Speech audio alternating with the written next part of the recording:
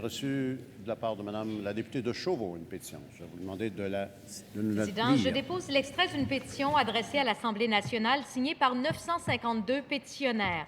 Je tiens d'ailleurs à saluer l'initiatrice de la pétition qui est dans nos tribunes en ce moment. Désignation citoyens et citoyennes du Québec. Les fins invoquées sont les suivants. Attendu que les victimes de la route au Québec sont privées de tout recours civil et en responsabilité depuis l'entrée en vigueur de la loi sur l'assurance automobile le 1er mars 1978. Attendu que les victimes d'accidents de la route découlant de la négligence des fabricants automobiles ou des réparateurs de véhicules ou de leurs pièces constituantes n'ont aucune raison de bénéficier de l'interdiction de recours en responsabilité applicable aux victimes, ce qu'on appelle le no-fault.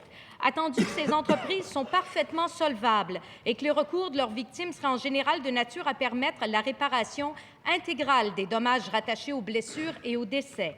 Attendu que, entre autres, Mme Nancy Leblond vit une injustice du fait qu'elle n'a jamais pu poursuivre le fabricant automobile responsable de blessures graves et permanentes causées lors d'un accident et qui ont ruiné sa vie, et l'intervention réclamée se résume ainsi.